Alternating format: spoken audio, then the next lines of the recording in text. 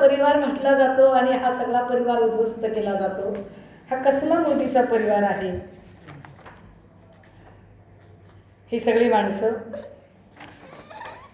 मला फार याच्यात काही बोलायचं नाही, परंतु ज्या एका चिमुरड्याला घेऊन ही मायमाऊली न्याय मागतेय, किमान या वेळेला तरी तिला न्याय मिळेल का?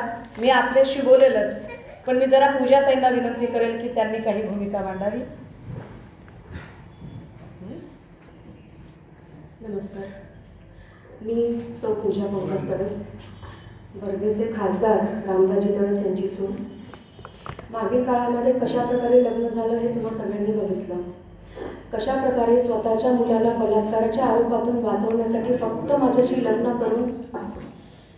करून स्वतःला वाचवण्यासाठी हे सगळं केलं गेलं। मला एका फ्लॅटवर नेऊन टाकलं गेलं। तिथे ज्या पद्धतीने माझ्याशी मला वागणूक दिल्या गेली,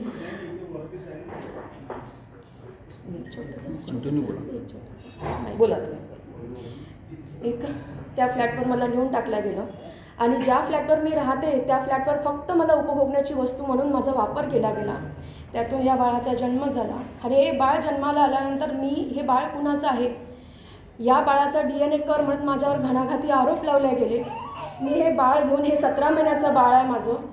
एक खासदार माणूस, एक लोकप्रतिनिधी माणूस जेव्हा म्हणतो की बाई DNA कर, तर समाजातल्या मुलींनी कुठे जायचं? ज्या पद्धतीने माझ्याशी लग्न लावलं गेलं, ज्या पद्धतीने मला वागणूक दिल्या गेली, प्रत्येक वेळी माझ्यावर अपमानास्पद मला वागणूक दिल्या गेली, प्रत्येक वेळी माझ्यावर घणाघाती आरोप लावले गेले। इवन जेव्हा मी त्यांच्या घरी गेली तेव्हा लोखंडी रॉडनी मला मारण्यात आलं। त्या लोखंडी रॉडनी मारण्याचे पुरावे पण मी तुम्हा सगळ्यांना देणार। म्हणजे एका स्त्रीवर तुम्ही एवढे अत्याचार करता। आज हे माझे छोटंसं बाळ आहे, या बाळाला घेऊन मी दर भटकते। ज्या फ्लॅटवर मी राहिली तो फ्लॅट विकून आम्हाला बेघरसुद्धा करण्यात आलं। म्हणजे इतक्या खालच्या पातळीपर्यंत जाऊन एका छोट्या मुलीशी, एका तान्ह्या लेकराशी राजकारण घडते, तर मग माझ्यासारख्या स्त्रियांनी जायचं कुठे जायचं?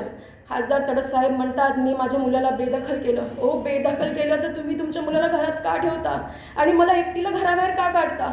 माझ्यासाठी सगळं राजकारण करता।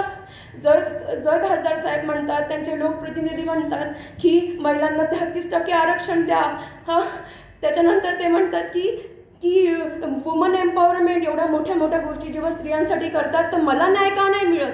मोदी साहेब म्हणतात की देशामध्ये माझा परिवार आहे, देश हा संपूर्ण माझा परिवार आहे। त्याच परिवारातली एक व्यक्ती म्हणजे खासदार रामदाजी तडस, त्यांच्या सभेसाठी 20 तारखेला मोदीजी वर्धेमध्ये येणार आहेत। मला त्यांना एकच विनंती करायची आहे, मी तुमच्या परिवारातली लेक पूजा तडस, मी तुम्हाला न्याय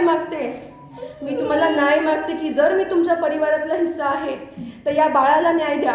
या बाळाच्या अस्तित्वाचा प्रश्न आहे, माझ्या अस्तित्वाचा प्रश्न आहे, माझ्या स्वाभिमानाचा प्रश्न आहे। जेव्हा लोक म्हणतात की DNA कर, आज मी समाजासमोर जेव्हा जाते तेव्हा मला माझ्याकडे घाणेरड्या नजरेने लोक बघतात की या बाळाचा बाप कोण आहे?